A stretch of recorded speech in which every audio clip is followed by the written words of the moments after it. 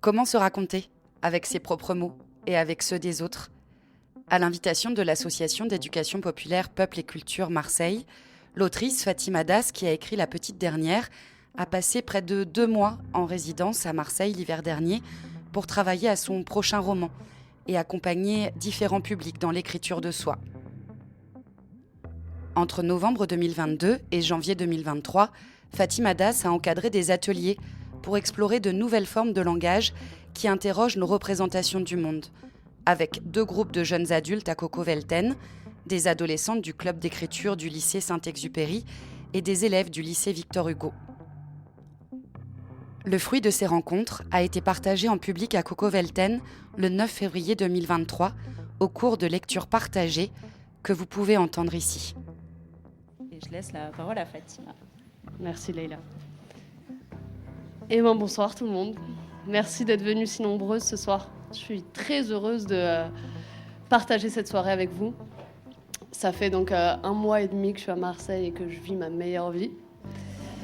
Et j'ai été invitée, accueillie, accompagnée par Nisrine El Hassouni et Leïla Carpier, qui est juste ici, de l'association Peuple et Culture Marseille. Donc comme l'a dit Leïla, j'ai consacré du temps à mon écriture pour le prochain roman. Et à côté de ça, j'ai rencontré des groupes de personnes avec qui on a écrit. Alors moi, j'ai pas écrit, en fait, j'ai donné des consignes. Et du coup, j'ai animé des ateliers d'écriture dans plusieurs lieux, à Coco-Velten, au centre social et dans 2 lycées, le lycée Saint-Exupéry et le lycée Victor Hugo. Il y a 1 an, j'ai écrit un texte pour la revue La Déferlante. Dans ce texte, il y a un personnage en fait qui est témoin d'une situation de racisme ordinaire dans le train. Et j'ai eu envie de créer un texte choral avec les participantes de mon atelier du mardi soir, qui du coup ont pris en charge un personnage et qui ont donné son regard sur la scène. Le mercredi et le jeudi au lycée Saint-Exupéry et au lycée Victor Hugo, on a plutôt travaillé sur la notion de l'autoportrait à travers 2 exercices. Le premier, c'était d'écrire son autoportrait et le deuxième, questionner l'écriture de soi à travers les mots des autres. Donc les élèves, ils ont dû se souvenir des phrases marquantes qu'on leur a dites. Et du coup, ils ont dû les écrire, les lister. Et du coup, avec le dernier groupe, le vendredi, c'est un peu je vous explique tout ce qu'on a fait, mais c'est juste pour que vous ayez en tête tout ça. On a écrit des lettres à des femmes. Donc c'est un groupe de meufs qui ont écrit des lettres à des meufs. Et ensuite, on a écrit des souvenirs d'enfance. Voilà. Donc je veux remercier Nisrine El Hassouni, que je vois pas là maintenant, et Leïla Carpier de m'avoir invitée pour cette résidence. Parce que c'était super bien, que j'ai trop kiffé être là. Et remercier du coup les enseignantes Muriel Guig, Marine Oxoroa, Christine Gors, Delphine Hérault. Merci à Marine Vlaovic qui a réalisé les enregistrements des textes des élèves du lycée Victor Hugo que vous allez entendre. Et voilà, je vous laisse kiffer.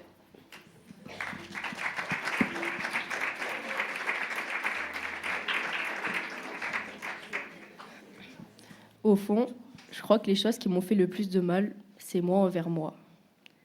Car la douleur mentale continuait, même si je courais, même si je fuyais, je ne pouvais pas me fuir. Comme un regard ou une moquerie que je peux échapper en quelques secondes si je le souhaite. La douleur partait seulement quand elle devenait physique. La seule chose qui me fait vraiment peur, c'est moi-même. Au fond, je crois que les choses qui m'ont rendue le plus heureuse, c'est moi envers moi. Car le travail sur soi fait ressentir un bonheur pur, un bonheur global. Traitez-moi d'égoïste et je vous dirai que mon bonheur joue un rôle sur mon comportement envers ceux que j'aime.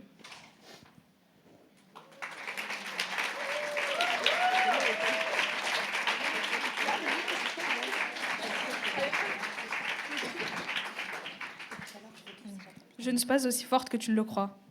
Tu serais plus belle si t'étais plus mince. Arrête d'être comme ça. Je suis rien.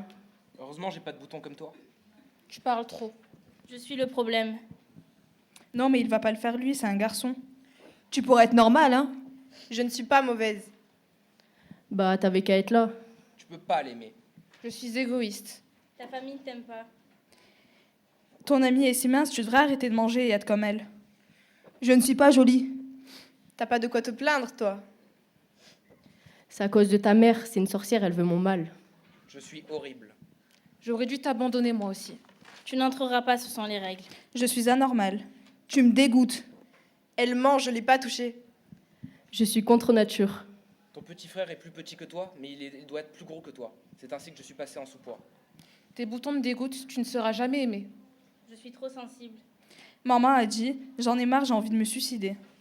Regarde-toi, t'es devenue folle. Je ne suis pas égoïste.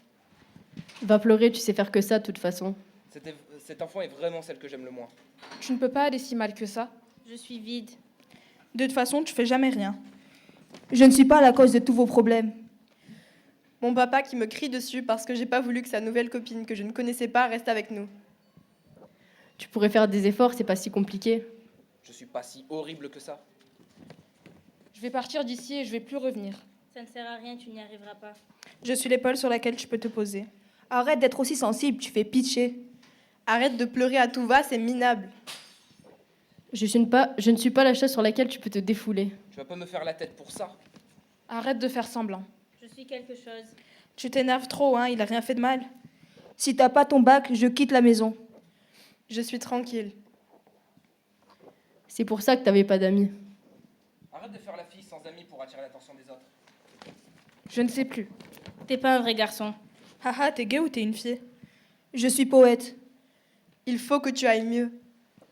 Je suis désolée. Je ne suis pas lesbienne. Souvenirs lointains dans des gris enfantins. Couleur de peau trop foncée. Je suis heureuse de qui je suis. Trop fort, continue de pratiquer. Très solitaire, être en galère, c'est la misère. Je ne suis pas un être extraordinaire. Sociable, aimable, avec toi, la vie c'est agréable. C'est bon, t'as le diplôme, enfin un bonhomme.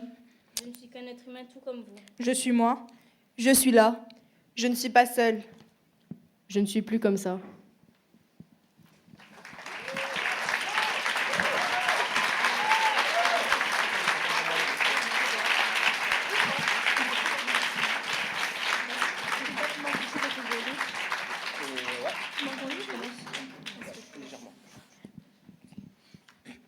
Le tabou, une grande question où tout le monde donne son avis. Un avis critique où l'on se livre une bataille sans merci. Une bataille infinie. Mais cette bataille est-elle lieu d'être? Pourquoi livrer cette bataille? Le tabou, cette bataille est livrée même par ceux qui n'y connaissent rien. Pourquoi vous donnez votre avis sans avoir les répercussions sur d'autres? À quelle place vous vous mettez pour imposer de se taire à d'autres? Ils m'ont catégorisé sans entendre le son de mon cœur, celui sur lequel je comptais tant. Ils n'en veulent pas. Je rame pour atteindre leur île, mais quelque chose m'en empêche. Pourquoi ne veulent-ils pas l'accueillir, lui qui a tant donné pour en arriver là? Peut-être devrais-je trouver une autre île, ou simplement apprendre à vivre sur mon bateau.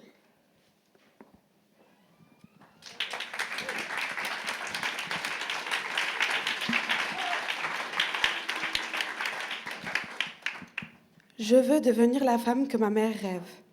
Je suis Asia, une jeune fille qui veut juste rendre fière les gens qu'elle aime.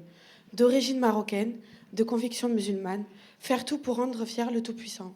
Comme le dit une magnifique citation du Coran, sachez que la vie présente n'est que jeu, amusement, veine, parure, une course à l'orgueil entre vous et une rivalité dans l'acquisition des richesses et des enfants. Une vie pieuse, le but de ma vie. Je suis Asia, une fille qui a un grand manque de son père depuis ses 12 ans. À présent, cette fille a bientôt 18 ans. Et c'est moi. Je suis la plus grande des fiertés. J'ai la plus grande des fiertés, qui est d'avoir une mère qui a fait de moi la fille que je suis maintenant. Je le mets souvent de côté et j'ai du mal à l'assumer, mais je suis amoureuse. Oui, Asia, je suis amoureuse. Ce qui a marqué ma vie d'ailleurs. Un amour puissant, mais compliqué, avec beaucoup de doutes que j'essaye de camoufler. Je veux devenir la femme que ma mère rêve. Je suis Asia, une jeune fille qui veut juste rendre fière les gens qu'elle aime. À ne pas oublier, retenez-le, ma plus grande peur, décevoir ma mère. L'amour d'une mère est le seul amour invincible, éternel. Ma mère, c'est tout simplement mon porte-bonheur pour la vie. Les rêves, mes rêves, donnent du travail et la réussite. À moi-même, mon rêve rend fière ma mère. Mon avenir, très tracé dans ma tête, J'essaye d'écouter et de suivre l'avenir que me dicte le mieux pour moi. Mais seul Dieu connaît mon avenir.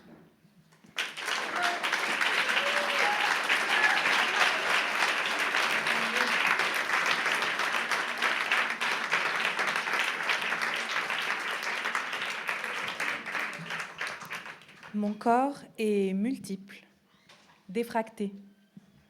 C'est un corps qui se range en nombre de 1 à 8, qu'il nomme communément des voitures. Dans les voitures 1 à 2, ça paye pour des sièges plus larges et une prise électrique. De 3 à 8, siège 5, siège 22. Chaque siège a son numéro, et au numéro est associé un nom, et au nom est associé un relief, une lourdeur, une densité. À chaque nom est associé un corps dont les aspérités habitent l'espace qui lui est alloué. Ils sont disciplinés, ces corps qui me traversent. Ils attendent patiemment d'être recrachés. Je suis installée à ma place. Mon gros casque sur les oreilles m'empêche d'entendre et de participer à la scène habituelle dans ce type de train à 2 niveaux. Non, je ne suis pas à votre place, c'est vous qui vous êtes trompé de voiture. Certains jours, cette situation m'énerve en dehors de toute mesure. C'est qu'il faut tourner à droite après avoir monté les escaliers. Mais c'est contre-intuitif, car si on n'observe ni ne réfléchit pas, on poursuit sur notre lancée, on se sent guidé vers la gauche, par les escaliers, par la rampe. On ne pense pas qu'il faut se tourner d'un quart de tour sur le palier, là, devant les toilettes, faire ce petit effort contre soi-même, et pouf, on ne se rend pas compte qu'on vient de passer un sas et on se retrouve dans le mauvais wagon. L'absence de réflexion ergonomique combinée à l'inattention des gens distraits par leur voyage permettent d'aboutir à la même situation qui se reproduit inlassablement chaque jour dans chaque train. La répétition mécanique de la même erreur me rend irascible. Depuis le temps que cette erreur existe, quelqu'un à la SNCF aurait pu y faire quelque chose, non ? Mais je le sais, j'ai l'habitude, et quand je ne me sens pas d'humeur à supporter ce manège, j'ai mes remèdes. Mozart ou Dalida à fond dans mon casque, celui que ma sœur m'a offert à Noël dernier. Ma sœur me sauve régulièrement la vie, elle ne le sait pas. La porte du couloir s'ouvre, s'engouffre un courant d'air, puis un homme, les avant-bras chargés d'un grand sac poubelle transparent. Je ne m'y fais pas. Sur son gilet de travail à manches courtes, qu'il porte par-dessus un col roulé gris, il est écrit « Honnête ». Le slogan du groupe, c'est « Plus proche, plus fort ». Je sais que l'entreprise participe à l'exploitation des travailleurs et travailleuses sans papier. La sous-traitance organisée par la SNCF, une aubaine. Privatiser le ménage et créer de l'emploi précaire, de la systématisation des formes de travail et des formes d'exploitation. Je ne m'y fais pas, c'est toujours ou souvent une personne racisée qui porte la poubelle. Regarder le paysage par la fenêtre au lieu d'Instagram, une gageure. Respecter les agents de propreté, un challenge. Je ne m'y fais pas à cette façon de considérer l'humain comme une poubelle mobile. Honnête, les as de l'emploi des sans-papiers dans des conditions de merde. Je vois les muscles des avant-bras de l'homme qui se tendent au fur et à mesure des apports en déchets, bouteilles plastiques, gobelets café indifféremment jetés et désormais oubliés, le sac de plus en plus lourd. Des voyageurs, blancs essentiellement, à peine un regard pour l'homme, des merci timides. Je traverse le wagon en évitant les pieds et les bras qui dépassent des sièges. Pardon, désolé. J'observe les passagers. D'ici, je peux voir l'homme qui parlait dans sa barbe tout à l'heure. Il continue de grommeler. Il a l'air de chercher quelqu'un d'autre à détester que lui. Je remarque que lui aussi, régulièrement, regarde dans la même direction que ma voisine. Je suis son regard. Une famille, des parents et leurs 3 enfants, une fille et 2 petits garçons. Il ne se passe rien de particulier. Mais elle est voilée et lui porte une barbe. Et parfois, au milieu d'une phrase, on entend quelques mots d'arabe. Je regarde le vieux, puis ma voisine. Ils sont raides, plantés là dans leur siège à attendre quelque chose qui n'arrive pas. Un faux pas, sûrement. Parce que, pour l'instant, même si cette famille les dérange pour ce qu'ils sont ou ont l'air d'être, il ne se passe rien de spécial. Rien à quoi se raccrocher pour pouvoir les détester publiquement. Quelques secondes plus tard, le vieux monsieur derrière nous se lève. Il ne marmonne plus besoin. Le prétexte est parfait, tout trouvé. Si tout le monde ne peut pas s'accorder sur le fait que cette famille dérange par sa seule présence, tout le monde s'accorde sur le fait que dans le train, on ne doit pas faire de bruit. Ça, il peut le dire à voix haute. Il peut même trouver du soutien. Personne ne pourra le taxer de racisme. Il se dirige vers la famille et lance. Dans le train, la musique, ça s'écoute avec des écouteurs. À côté de moi, ma voisine acquiesce. Et pour la première fois, se tourne vers moi et me lance. C'est incroyable, ce manque d'éducation. Elle ne me pose pas la question. Elle ne se demande pas non plus si je suis d'accord avec elle ou non. Elle part du principe que moi aussi, je n'attendais que ce moment-là. Celui où nous serions solidaires, comme pour dire il y a eux et il y a nous. Il y a ceux qui laissent leurs enfants écouter de la musique sans écouteurs et il y a les autres. Et les autres, pour elles, c'est nous, ceux qui peuvent passer des coups de fil pendant 5 minutes à voix haute, sans bouger de leur siège. Et surtout, sans que le vieil aigri de derrière n'ose se lever. Alors je me lève, et comme dans la série Diana Boss, je m'imagine faire un battle de rap. L'instrument derrière moi, mes temps battent sur les temps de la musique. Je n'ai rien à perdre en fait, juste un peu d'énergie. Je suis debout dans l'allée du train, entre les fauteuils. Le mec aigri est assis. Je le regarde bien dans les yeux. Il lève les yeux pour me regarder. Et là, j'y vais, je l'enchaîne. Dans le train, tu pourrais valoriser les enfants qui n'ont pas bronché. Dans le train, à 10 minutes de la fin du trajet, tu pourrais être tolérant avec des parents qui ont géré des enfants dans un espace clos pendant 3 heures. T'as déjà fait ça, toi? Du care pendant 3 heures? Ou tu t'es toujours occupé que de ton cul? Que ton fric a ramené pour gravir les échelons de ta Startup Nation? Dans le train, on ne joue pas à l'école, où c'est toi qui mets d'école. Même si ta couleur de peau est blanche et que tu as passé l'âge de raison. Ou l'âge de la connerie, peut-être, finalement? L'âge de l'intolérance? Dans le train, on pourrait se détendre pour qu'on n'ait pas envie de te pendre. Dans le train, on pourrait essayer d'être sympa avec une maman et un papa. Dans le train, on n'est pas obligé d'être humiliant, c'est pas payant. Dans le train, on ne dit pas des phrases insidieuses de racisme ordinaire. Tu sais que c'est puni par la loi, le racisme? Tu crois que c'est parce que tu as l'âge d'être un pépé que tu n'es pas pénalisable? Article 72, 546, discrimination de race. Pas de race biologique, pas la race de tes copains fachos, la race sociale.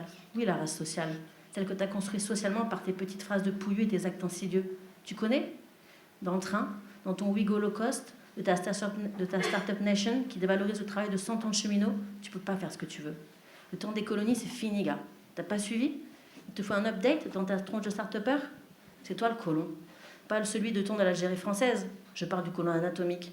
Celui qui peut déverser ta merde sur les autres. T'as un continent, gars. Faut te faire rééduquer. Voilà, nous sommes en route. Cela me rappelle mon enfance, où nous dormions dans la voiture en attendant le départ du bateau pour la Tunisie. La route était très longue. Nous nous levions tôt, enfin, surtout mes parents, pour charger la voiture. Ma sœur et mon frère préparaient le petit-déj, pendant que notre mère préparait le pique-nique, sandwich, chips et boissons congelées dans un grand cabas. Quant à notre père, il nous pressait pour que nous soyons habillés dans les temps, les dents brossées évidemment. Enfin, que de bons souvenirs, où tout me paraissait simple.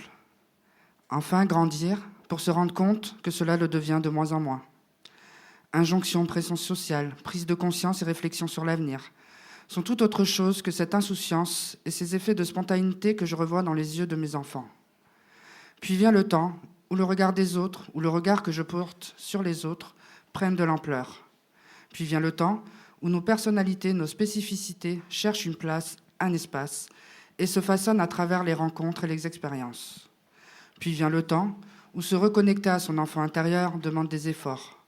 Un challenge de le poursuivre et de le transmettre à nos enfants. Leur laisser aussi cet espace, cette respiration. Leïla est fatiguée et au fond je la comprends. Se lever tôt pour finir de nettoyer l'appartement, préparer les enfants et leur petit déjeuner. Et puis moi, les transports, ça me stresse toujours un peu.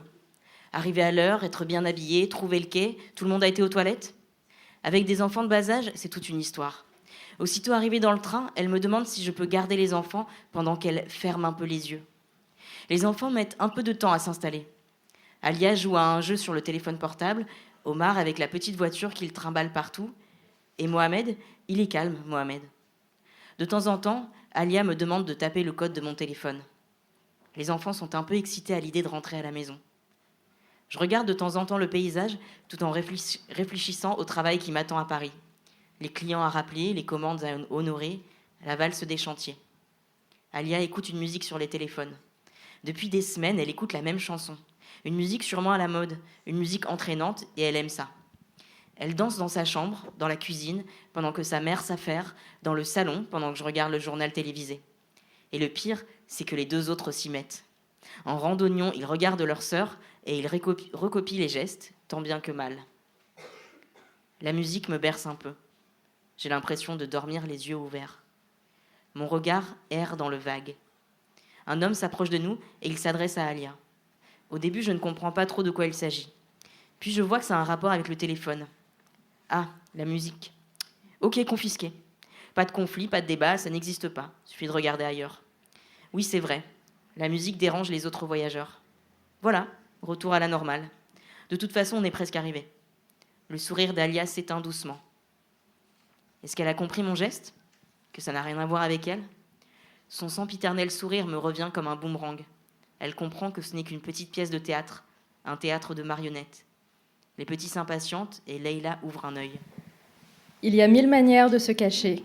C'est tellement plus simple de ne rien dire, de laisser couler le monde sur sa peau imperméable, de se fondre dans le décor. Tellement plus confortable. Ce sont les autres qui parlent, pointent, nomment. Moi, je laisse faire. Je pense à l'après, au calme qui revient après le chaos de se demander quoi dire, sur quel ton, avec quels mots. Non, c'est plus simple de laisser faire. C'est injuste, mais c'est simple. L'injustice, l'indignation, ce sont pour les gens qui ont encore de l'énergie. Comme cette jeune fille qui était assise à côté de nous tout le trajet. Je vois sa colère. Elle peut se le permettre. Pas moi, pas aujourd'hui. Avant, oui, j'ai été en colère. Quand mes frères allaient jouer dehors et que systématiquement la vaisselle était pour moi. Lorsque mes profs faisaient plus attention à mes collègues de fac qu'à moi. À cause de mon sexe, de mon nom, de mon voile, de la couleur de ma peau. Bien trop d'ennemis à affronter. Alors aujourd'hui, j'adopte une stratégie de survie. Mes sens se mettent en alerte au son de cette voix froide, intrusive, cassante. Je sens qu'elle brise un équilibre jusqu'alors tout doux, qui m'avait permis de me laisser aller à somnoler, sachant Alia et Mohamed auprès de leur père. C'est cette voix qui me réveille. Je ne comprends pas bien ce qu'elle dit, mais j'en saisis la portée et la violence au geste paniqué de Moussa. Mais pas le temps de s'expliquer, on est arrivé. Il faut vite tout ramasser et se préparer à sortir, on en reparlera plus tard. Alors que je me dis que ça y est, c'est enfin terminé, que je vais enfin pouvoir inspirer fort l'air du dehors, une autre voix, tout aussi cruelle, mais venant d'une autre bouche, celle d'une femme cette fois-ci, nous rattrape. Quoi encore, ne va-t-on pas nous laisser tranquilles ? Elle ne nous vise pas cette voix, mais elle est pour nous, comme un couteau dans le dos. Je dis alors à Moussa, un peu machinalement, d'aller regarder si on n'a rien oublié, pour quitter le milieu hostile qu'est devenue cette foule le plus rapidement possible. Et voilà, la cravate, c'est toujours la cravate. Je crois qu'elle est de travers, j'ai oublié de vérifier. Est-ce que ça se voit ? Ça me tend, mais je ne peux pas la remettre. Je sens les regards braqués sur moi. Ils me guettent. Ils guettent comment je me tiens, ils guettent comment je parle, à qui je parle. Pas de place pour l'erreur, pas de seconde chance, marche ou crève. 6 mois que je les suis, 6 mois que j'obéis, tout ça pourquoi ? Pour me retrouver trimballée de ville en ville, à leur porter des dossiers et leur faire des cafés, à assister à des réunions auxquelles je ne peux même pas participer. 6 mois que je suis là et que personne ne me voit. Devant nous, une famille. Entre les sièges, je perçois des enfants. Ils s'amusent, tranquilles, j'aimerais être à leur place. Je passe le temps en me concentrant sur la petite la plus proche de moi. Malgré nos quelques sièges d'écart, je distingue nettement son visage. Je ne vois ni n'entends ce qu'elle fait, mais elle sourit. Je me dis qu'un jour, moi aussi, j'ai sûrement souri comme ça, de toutes mes dents, de tout mon cœur, simplement. Le patron s'est lancé dans un énième monologue faisant l'apologie de la méritocratie qui permet aux gens comme moi d'avoir accès au monde des gens comme eux. J'ai l'habitude, je souris et j'acquiesce. Plus que 5 minutes, les gens s'agitent, certains se lèvent, nous on se lève, enfin. Eux, ils se lèvent et moi je les suis. Soudain, une voix, jeune, une fille de mon âge. Excusez-moi, vous avez oublié un doudou et vos poubelles. La mère s'agite. Les bras chargés, elle se confond en excuses. Elle dit merci. Elle demande à son mari de remonter et c'est à grand renfort de pardon et excusez-moi qu'il entreprend de remonter dans le wagon. Mes collègues, ça les agace. Je les entends s'agiter, manifester leur mécontentement. Je sens mon collègue Marc souffler, toujours les mêmes. Je baisse les yeux. Je n'ose plus regarder la petite fille. Je n'ose plus regarder sa maman. Si j'avais un miroir, je n'oserais sûrement plus me regarder non plus. Non mais vraiment, il pouvait pas s'en apercevoir avant ? Mon ventre se noue. Je ne fais rien. Pourtant, je sais qu'elle entend. Moi aussi, à son âge, j'entendais. À chacun de faire sa part, on va pas tout faire pour eux non plus. Ma gorge se serre, je ne dis rien. J'aimerais lui dire que tout ira bien, même si c'est faux, qu'il ne faut pas prêter attention, même si c'est dur, que ses parents n'ont rien fait de mal. Mais je ne dis rien. Il pourrait se dépêcher, nous aussi, on veut sortir, il y en a qui travaillent ici. Il ricane, me regarde, je ricane, traître. Je fends l'air à toute vitesse, comme ces bons se vend sur ma carcasse. Tous les jours, j'engloutis des bras, des jambes, des êtres humains de taille variable, souvent pressés, grincheux, fâchés. Je fends l'air, je les transporte dans mon ventre. Apparemment, c'est mon métier. Et puis, je ralentis, je soubresaute. Ma carcasse lourde saisie de tremblements indique que l'arrivée est proche. Crissement sur les rails. À l'intérieur, ça se bouscule, tant bien que mal, ça s'équilibre. Il y a du monde agglutiné devant mes portes et dans mes couloirs. Papa, maman, les 3 enfants, en rang chacun sur une marche de mon escalier brinque-ballant. Ils ne savent pas que sous le siège 89, un doudou gris avec de grandes oreilles attend près d'une basket seule. Papa me tient la main. Elle me serre fort sa main. Il a peur de me perdre quand il y a beaucoup de monde. Je le sais parce que papa, il me dit souvent « Mohamed, tiens-moi la main, tu ne me lâches pas ». Ça bouge partout, il y a du monde dans cet endroit où les longs tubes nous emmènent à la maison. C'est maman devant qui nous dit où aller. Elle nous guide. Son voile à maman, je le reconnais de loin. Quand elle vient me chercher à la sortie de la crèche, parmi toutes les mamans qui ont un voile sur leurs cheveux, je sais que c'est elle. Elle l'attache toujours avec une épingle que Tata Halima lui a offerte. Je me sens soulevée du sol. Je crois que papa a trouvé que j'étais trop lent. Papa ne dit rien, me prend tout contre lui. Il me tient bien et je me sens en sécurité contre son cœur. Son autre bras est rempli de sacs. On a beaucoup de jouets. Moi, c'est surtout Doudou le plus important. Il est toujours serré contre moi, comme moi contre papa.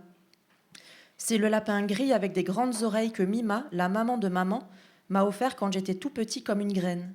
C'est maman qui m'a expliqué que j'étais un jour tout petit comme une graine. Comme le sable à la mer quand on va voir Mima en Algérie. J'aime bien être dans le train avec Alia et Omar parce qu'ils mangent beaucoup de gâteaux et de sucettes, mais ils n'aiment pas les compotes. Et moi, je mange les compotes. Ça en fait plus pour moi. Une dame à côté me regarde. Elle fait de grosses grimaces. Elle est forte, la dame, alors moi, ça me fait beaucoup rire. Papa et maman ne font pas des grimaces comme ça. Il faut y aller, dit maman à papa. Papa me soulève dans ses bras. Il y a beaucoup de monde, il me serre fort contre son cœur. Je n'ai pas Doudou dans mes bras qui me serre le cœur fort comme papa avec moi. J'ai envie de pleurer. J'essaye de le dire, mais je crois qu'il n'est pas content. Il ne sourit pas beaucoup et ne me regarde pas. C'est une dame qui dit à papa et maman que j'ai oublié mon Doudou. Elle n'a pas l'air gentille, la dame, et dispute papa et maman comme ma maîtresse à l'école. Je suis inquiet que maman ne retrouve pas Lapin Gris. La dame qui fait des grimaces le retrouve et le donne à papa. Il lui dit merci. Moi aussi, je lui dis merci avec mon sourire. Papa et maman ont l'air toujours tristes, comme moi quand j'avais perdu mon Doudou. Ils ont dû perdre quelque chose eux aussi, mais ils n'ont pas eu de dame qui fait des grimaces pour retrouver le sourire. Layla se retourne vers moi et me demande d'aller vérifier si on n'a pas oublié autre chose. Pour ne pas se faire remarquer, c'est réussi. Les bras ballants, je retourne à l'endroit où on était assis. Rien. Rien d'autre que quelques miettes de gâteau. Rien d'autre que la fatigue et le stress qui menacent de me submerger, mais il faut sortir du train. Et je sais que Layla, ce soir, trouvera les mots à égrener. Les silences disponibles pour dire aux enfants ce qu'il faut faire ou ne pas faire. Ce soir, avant de se coucher. Un peu comme la morale d'une histoire, de notre histoire.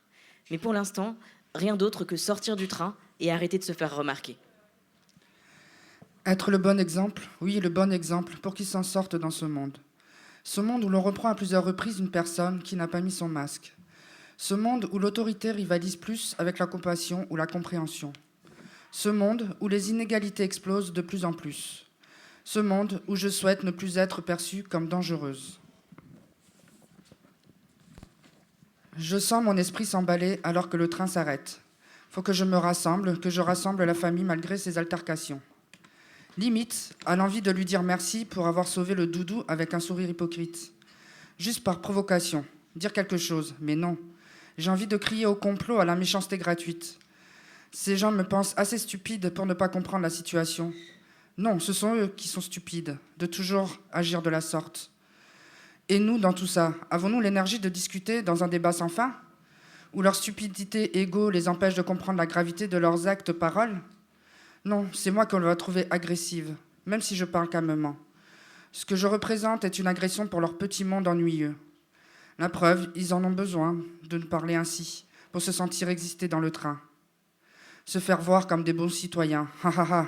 J'en rigole intérieurement, nerveusement. Je ne dis rien, car je sais que mes mots, à leurs oreilles, n'ont aucune résonance. De toute façon, comme le dit Jiménez, je m'y habitue pas. Toujours effaré par ce genre de comportement, comme si cela arrivait de nulle part. Je sors du train, je marche tout au long du quai. Je voudrais aller quelque part. Ça fait des jours que je me demande ce qui se passe au fond de ma gorge, au fond de mon ventre, au fond de mon cœur. Il est incertain de ma lettre et je n'arrive pas à trouver sa source. Après ce qui s'est passé, une blessure s'est fait visible. Des années après, il continue à se réouvrir. À partir de ces moments, je prends conscience qu'elle est liée au fait de me sentir étrangère. Elle se nourrit et à la fois se guérit dans la relativité du temps, de mon temps ici. Cette plaie collective, ouverte et profonde, qui peut-être saigne plus fort chez quelques-uns, mais qui nous appartient à tous, à toutes. Et cette impuissance, cette frustration devant la souffrance, l'humiliation face à tant d'abus, est un poids sur les dos si on n'apprend pas à s'en débarrasser. Elle ronge. Et ma place? Elle est où ma place dans cette histoire? Elle est où ma place dans ce pays? Pour moi, elle est évidente. Je me rencontre, je grandis, j'ai une vie qui se passe ici. Oui, madame, j'ai le droit de vivre ici. Au fait, je voulais m'adresser respectueusement à vous, madame, pour défendre auprès de vous mon droit de vivre où je le désire, où j'ai choisi de le faire. Et ce choix, je peux vous assurer qu'il n'a pas été fait à la légère. Au contraire, j'ai choisi enfin une des choses parmi tant d'autres où je n'ai pas vraiment eu le choix. Naître avec un sexe féminin, je ne l'ai pas choisi. Naître dans un pays proche du tropique, je ne l'ai pas choisi non plus. Parler une langue maternelle qui ressemble à la vôtre, mais qui n'est pas tout à fait la même, n'est pas venu de moi. Je voudrais donc savoir si vous avez fait ce choix. Comment l'avez-vous fait? S'il vous plaît, montrez-le-moi. Ça se trouve que ça serait la solution pour mettre fin à mes angoisses, à ma souffrance, à ma fatigue de sentir constamment que je dois justifier ma place, que je dois la défendre comme s'il s'agissait d'une pierre précieuse. Mais je me demande, à qui appartient vraiment cette place? Pourquoi mon existence, mon corps devrait être un butin de guerre? Je rêve tellement de pouvoir exister simplement, sans que ça pose problème à personne.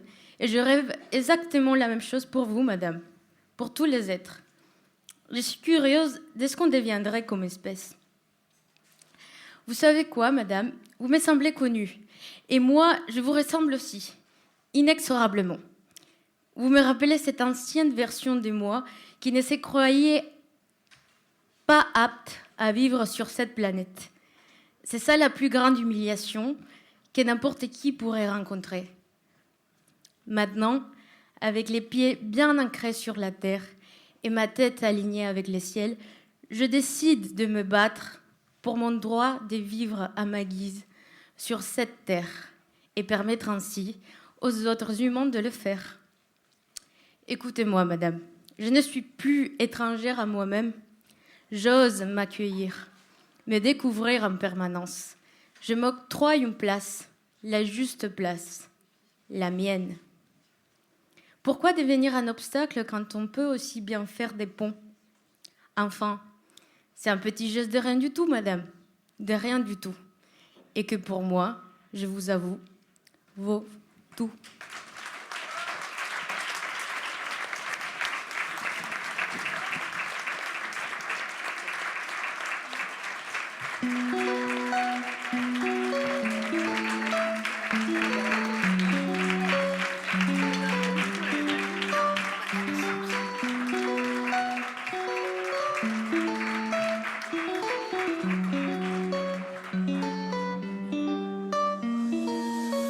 Moi qui pensais que le temps guérit les blessures.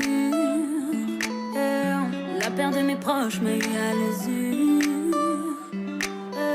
Vous croyez que j'entends pas tout ce qu'on murmure? Je voulais protéger mon cœur, j'ai pas trouvé l'armure. Imen, tu vas oublier toutes ces déceptions. C'est ce que tous les gens me disent sans exception. Imen, ne calcule pas, ne te mets pas de mauvaise humeur. Rien tas de rumeurs sur Twitter. Comment vous ne voulez pas que tout ça me touche? Parce que je suis populaire, je dois fermer ma bouche. La vie met des coups, j'ai accepté d'encaisser. Mais je vous dis que je m'y habitue pas, pas, pas, pas, pas. Je m'y habitue pas, pas, pas, pas, pas. Je m'y habitue pas, pas, pas, pas, pas. Je m'y habitue pas, je m'y habitue pas. Tu peux baisser la musique un instant? Des fois j'ai l'impression que je suis fille unique. Tellement je me sens seule, j'oublie mon public. Quand je suis en famille, je suis loin d'être pudique. J'oublie les réseaux, je suis loin de la musique. Je n'ai tellement perdu que je veux rester près de mes proches. Tout ce qu'il me reste, c'est grâce à eux que je m'accroche. Je suis naturelle, j'aime pas me prendre la tête, c'est peut-être qui les gêne. Je parle de il ou elle au pluriel. Comment vous ne voulez pas que tout ça avant que la soirée continue, il y a quand même tous les élèves de Syntex qui ont fait un sacré effort pour venir parce que les transports en commun à Marseille, c'est vraiment un problème quand on est des quartiers nord. Les bus s'arrêtent à 8h20. Donc voilà aussi les ghettoisations sociales, comme elles se font. Donc vraiment merci et qu'elles continuent vraiment d'écrire et de rencontrer aussi plein de gens. Merci pour elles. نسيت انا وما ماشي كيف ما بقيت قادرة انا عييت جميع عبيتو باس ان بيك نسيت انا وما ماشي كيف ما بقيت قادرة انا عييت جميع عبيتو باس ان بيك je m'y habitue pas pas pas pas laissez-moi dans ma bulle je m'y habitue pas pas pas pas j'y arrive pas je suis perdue je m'y habitue pas pas pas pas j'y arrive pas je m'y habitue j'y arrive pas je m'y habitue pas je m'y habitue pas pas pas laissez-moi dans ma bulle je m'y habitue pas pas pas pas j'y arrive pas je suis perdue je m'y habitue pas pas pas pas j'y arrive pas je m'y habitue j'y arrive pas je m'y habitue pas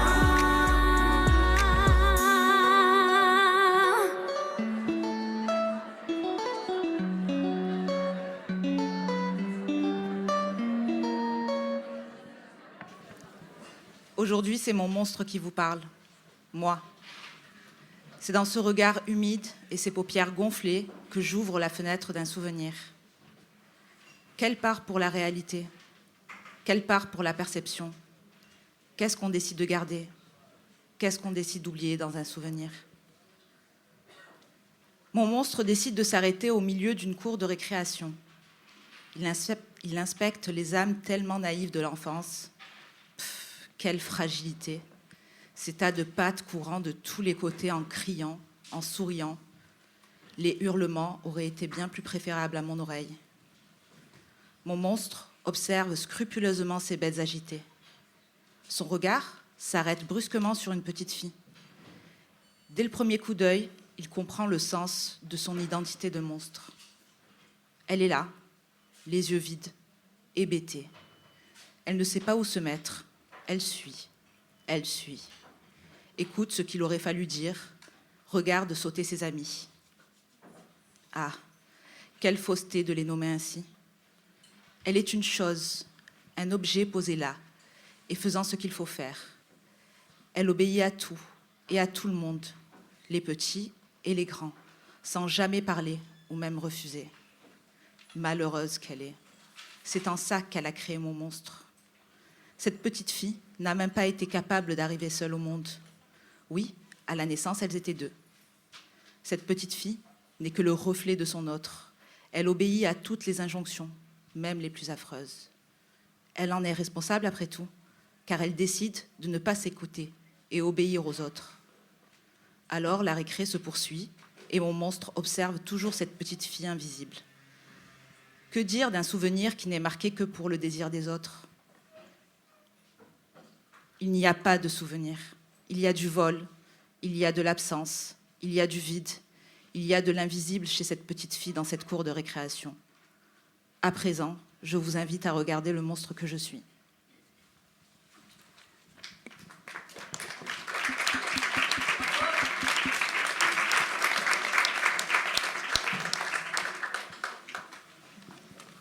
Il y a les fauteuils jaunes qui entourent notre silence. Celui dans lequel tu es assise, le tien, où personne d'autre n'osera jamais s'asseoir de toute façon. C'est toi la maîtresse des lieux. Il y a celui dans lequel je suis recroquevillée, à ta gauche. En face, le grand miroir qui nous renvoie nos corps séparés par 2 générations. C'est ton reflet que je regarde. C'est plus facile le silence à travers un miroir. Devant toi, la petite table en bois, toujours à la distance parfaite pour que tu puisses, d'un geste sans effort, atteindre le cendrier et ton verre de whisky.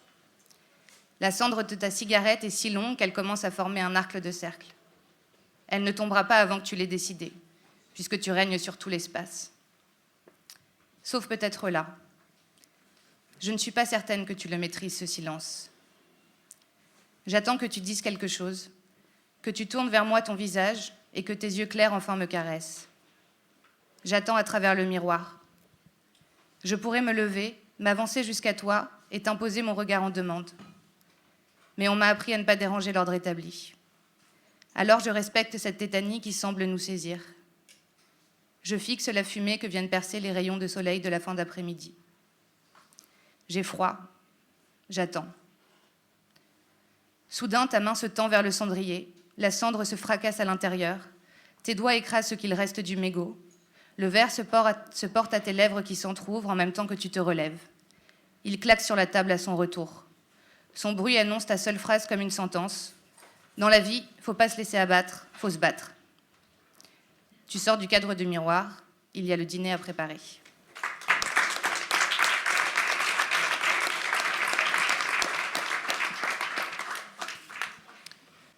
Mon frère, mon cher frère, je l'écris parce que je n'arrive pas à te le hurler dans ton grand nez de frère. Je n'arrive jamais à te le hurler car ce n'est qu'un mot, frère. Alors je te le note, je te l'écris, frère. Quand tu me hèles, quand tu me croises, quand tu veux du pain sur la table, frère, tu dis frère. Tu me regardes droit dans mes fossiles et tu me dis frère, oh frère, passe-moi le pain. Ça tremble, ça vibre dans mon sac tout verni. Et c'est toi qui m'appelles. T'es où, frère? Tu fais quoi, frère? Avec qui? Et c'est qui, lui? Ça tape, ça frappe fort sur ma porte blindée. C'est encore toi derrière. Où, frère? C'est moi. Ça va, la famille? Je garde mes chaussures. Tu fais quoi à manger? Mes frères, je suis sœur. Arrête de m'appeler frère et de me prendre pour ta mère. Oh frère, je te jure frère, la prochaine fois que je t'appelle, que je te croise, la prochaine fois que je veux un truc sur la table, je te le dirai frère, je te le dirai. Sœur, passe-moi le pain.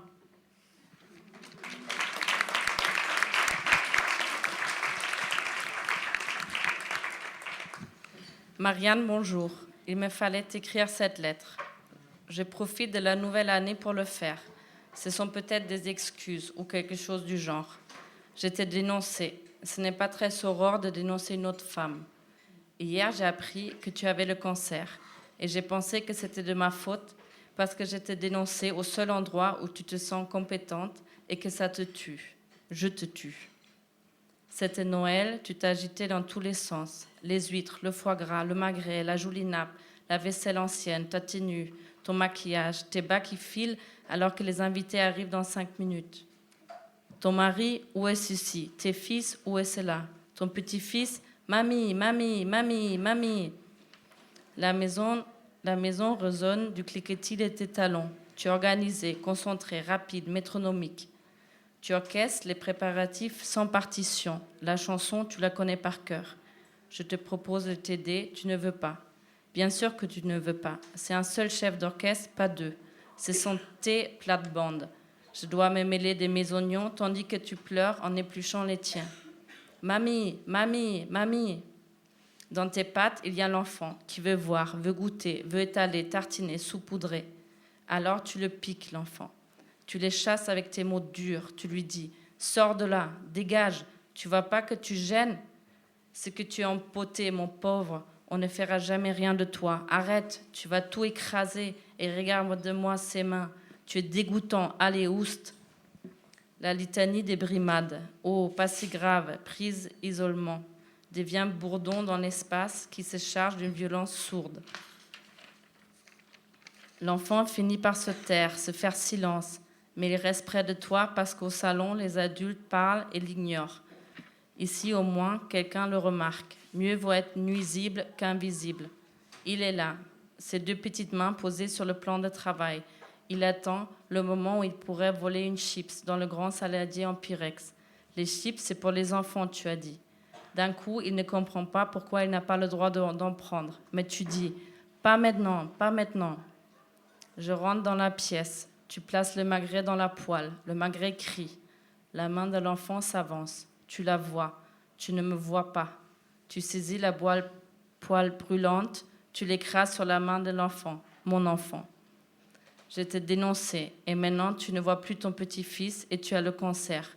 Je t'ai dénoncé parce que j'étais furieuse et qu'on ne doit pas brûler volontairement les enfants. Je tente de me convaincre que c'était la bonne chose à faire, que c'était juste.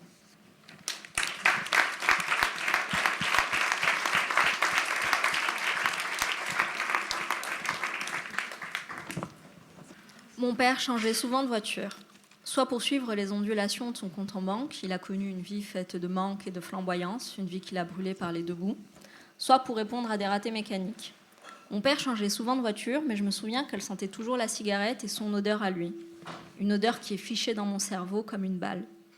Une odeur que je retrouve parfois sur mon frère et dont je me souviens très exactement, alors que son visage commence à devenir flou.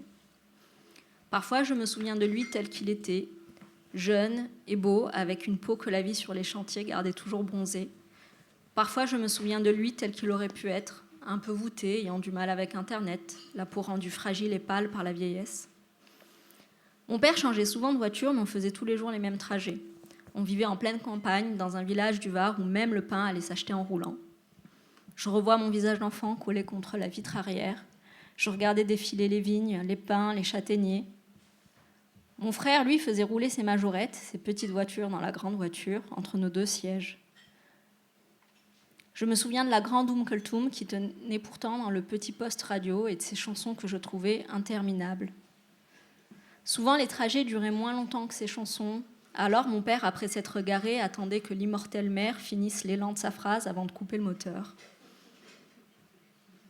Je me souviens des routes simples qui ne changeaient jamais. Je me souviens que lorsqu'on arrivait à mi-chemin de l'école, il y avait un pont sous lequel on passait très brièvement. Aussi rapide que fut notre passage, j'apercevais toujours cette même affiche qui me faisait peur. J'étais une enfant, je ne savais pas ce que cette flamme en bleu, blanc et rouge voulait dire, mais je sentais qu'elle avait quelque chose à brûler. Je sentais également que je ne pouvais pas demander à mon père ce que voulait dire ce F et ce N. Mon père est mort il y a 15 ans, mais la semaine dernière, en rendant visite à ma famille, je suis passée en voiture sous ce même pont. La flamme est toujours là. Le soleil et les pluies ont eu raison des 3 couleurs, mais elle est toujours là. Comme il est absurde de penser qu'un bout de papier aura survécu à mon père. Comme il est cruel de penser que la colle et l'affiche tiennent toujours tandis que toi tu as lâché. Comme il est injuste de rouler en voiture, d'écouter Kulthum, d'enfin comprendre que rien chez elle n'est trop long, et de pourtant ne plus t'avoir pour te le dire.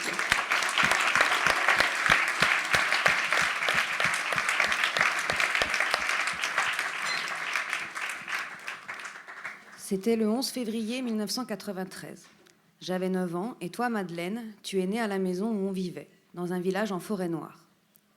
Catherine, ma 2e mère, celle qui m'a élevée, et moi, on pratiquait la lecture sur le canapé. D'un coup, elle commençait d'avoir des contractions très fortes. Elle criait énormément. Jamais je n'avais entendu un son pareil. Je me souviens que ça faisait peur. Je l'aidais à monter les escaliers jusqu'à leur chambre, marche par marche, suivie par des contractions de plus en plus rapprochées. Tu me donnais des instructions. Appelle la sage-femme, appelle ton père, appelle une voisine. J'ai couru en bas où était le téléphone fixe de couleur verte. Les numéros préparent au-dessus. La sage-femme me disait qu'elle arriverait au plus vite. Elle me disait de mettre de l'eau à chauffer. J'appelais au travail de mon père. Il se mettait en route. En haut, des gémissements de plus en plus forts et rapprochés. Ça sonne à la porte et j'ouvre. Une voisine avec mon frère. Elle comprend vite. Elle nous dit de rester dans le jardin et prend le relais. Peu après, la sage-femme arrive. Même pas 1 heure après, on avait le droit de monter à l'étage et tu étais là. Catherine allait bien, toi aussi. Avec Frédéric, on regardait le placenta qui était dans un seau sur le balcon et qui a gelé plusieurs fois avant d'être enterré sous un arbre dans le jardin. Peut-être il y est encore et il a grandi. Je pense l'arbre, c'était un prunier. Par contre, le nom de la rue où était la maison, je ne me souviens plus.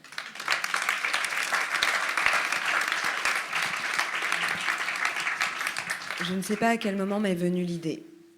T'écrire une lettre. Un besoin de te dire qu'il ne tiendrait pas sur une de ces cartes postales qu'on s'écrivait avant. Des mots qui ne pouvaient pas être contenus dans une tentative de conversation avec toi. Tu le sais aussi bien que moi. On n'a pas été élevé dans la culture de la bonne communication.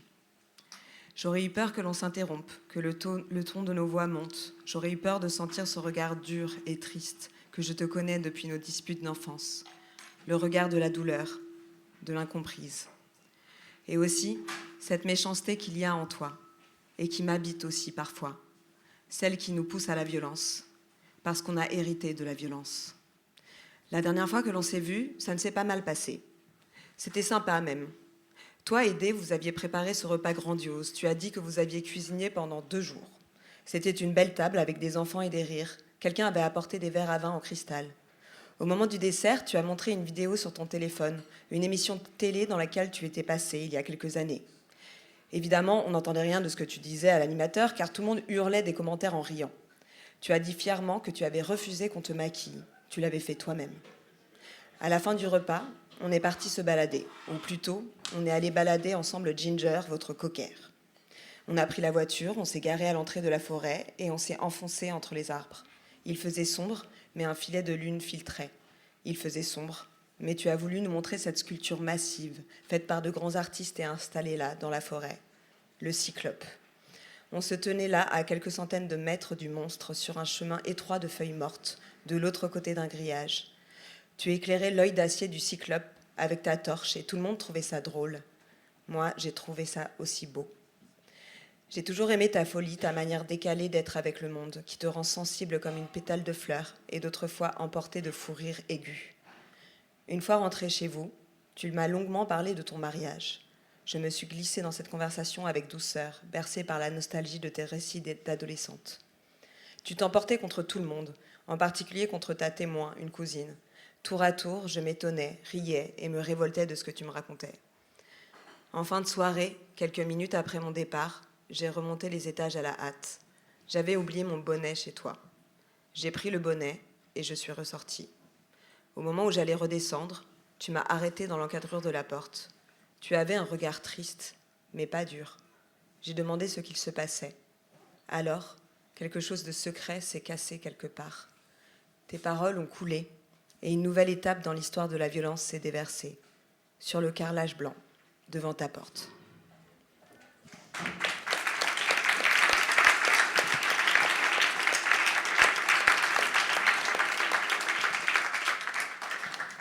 Alexandra, jamais je ne t'ai appelée par ton prénom.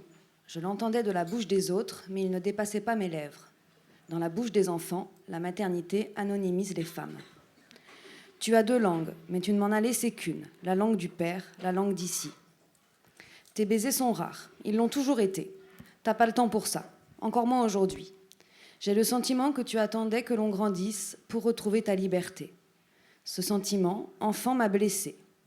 Adulte, je ne peux t'en vouloir. Ce que tu as fait, je ne le ferai pas. 3 enfants, un travail à plein temps, l'organisation de la maison. Un trio infernal. Pas nous, hein. Nous 3, on n'était pas infernal. Sages comme des images. 3 sœurs modèles. Faut pas embêter maman, elle a pas le temps. Faut l'aider. Les courses, à manger. Un truc rapide, vite fait. Ce que tu as fait, je ne le ferai pas. Partir à 7 heures, conduire 1 heure, travailler 8 ou 9 heures. Conduire 1 heure, faire à manger. Un truc rapide donc, vite fait. Nous coucher. Et pendant que 10 foules semaient des graines toxiques dans mon cerveau par l'intermédiaire de mon radio-réveil, t'enfumer le crâne en bas, redescendre de ta journée. Goûter le calme avant de t'écrouler. Ce que tu as fait, je ne le ferai pas. Forcément, avoir 10 foules comme seule référence en termes d'éducation sexuelle ne m'a pas vraiment bien préparée à l'entrée en sexualité. Une entrée en sexualité fracassante. Je me suis fait défoncer. J'ai dû improviser, bricoler, me consoler, solo. Sage comme une image, c'était terminé. Je voilais ton herbe et on se détestait. Tu étais bien décidé à pas te laisser emmerder. Avec le recul, je me dis que j'aurais, à cette époque, préféré être ton allié que ton ennemi. Mais je ne t'en veux même pas. Ce que tu as fait, je ne l'aurais pas fait. On a fait la paix, on est partis toutes les trois, on t'a libérée. Elles t'en veulent, mais pas moi.